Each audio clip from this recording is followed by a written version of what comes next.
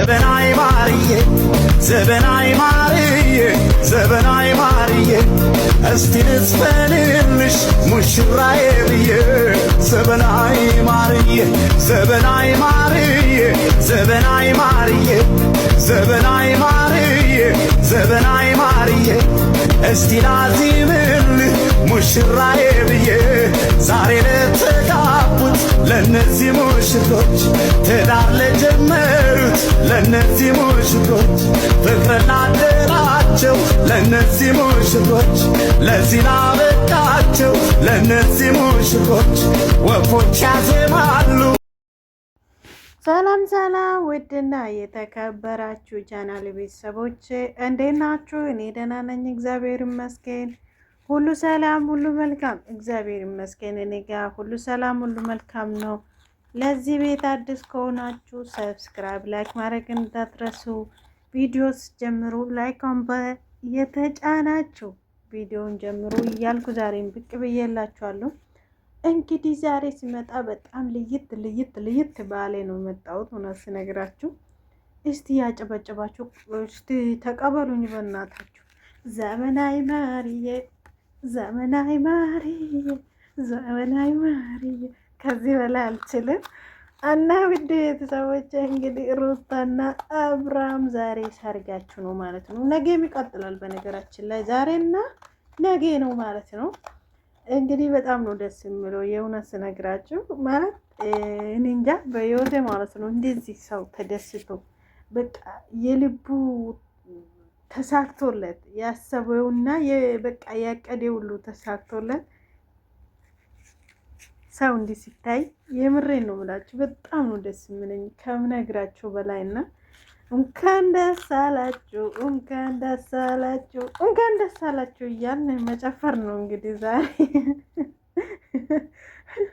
የእውነት ያለኩ እና መጨፈር ያስፈልጋል። ዛሬ እንግዲህ ትንሽ ጾም ሆነ እንጂ የሚያዛዝነው እዚህ ጋር ነው እንግዲህ ሰርግ ጾም ውስጥ አይደረግም። በእውነት ከሆነ እውነት ስንናገር ከሆነ ሰርግ ጾም ውስጥ አይደረግም። ሜቢ በሌላ ሃይማኖት ያላችሁ ሰዎች ችግር የለም፣ ያኔ እነሱ እዚህ ውስጥ ስለሌሉ ችግር የለም።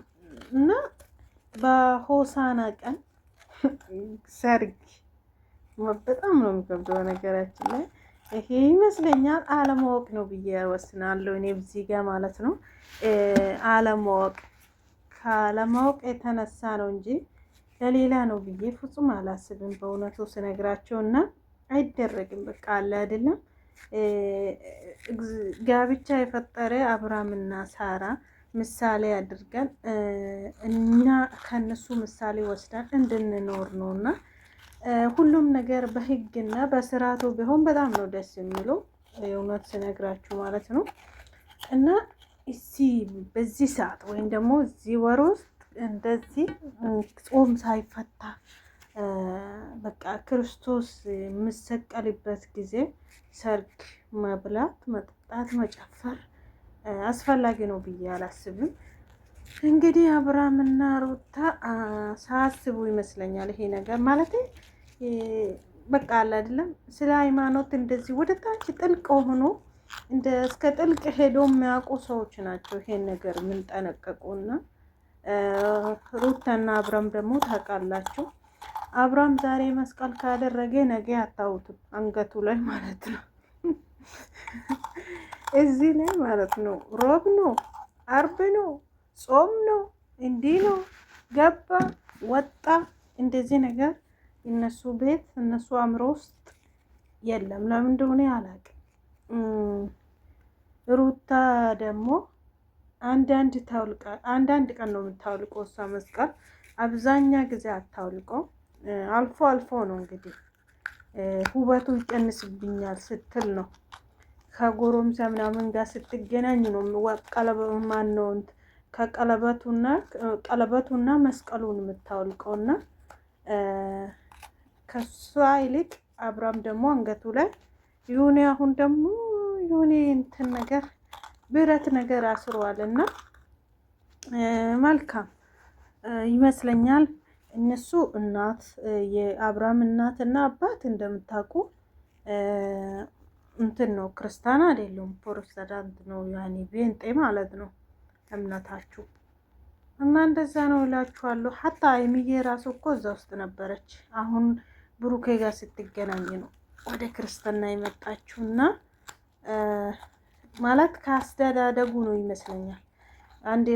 አንድ ጊዜ ለምሳሌ አባታችን እናታችን ምን ይዞ ሃይማኖት ነው ይዘን መጓዝ የምንችለው ታውቃላችሁ ብዬ አስባለሁ። እና እንደዛ ነው እስከ ማለት ከልጅነታችሁ ይሄ ነገር እስከ ጥልቅ ስላልገቡበት ነው ብዬ አስባለሁ።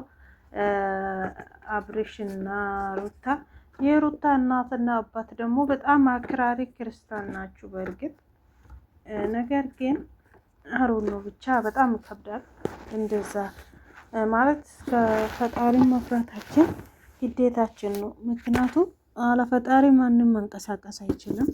ነገር ግን እኛ ዝም ብለን በራሳችን እርምጃ እንደምንጓዘው ነው የሚመስለን፣ ግን አይደለም። በፈጣሪ ነው ሁሉም ነገር እና እንደዛ ነው እላችኋለሁ። ውድ ቤተሰቦቼ ለዚህ ቤት አዲስ ከሆናችሁ ሰብስክራይብ፣ ላይክ ማድረግ እንዳትረሱ። ወዳችኋለሁ።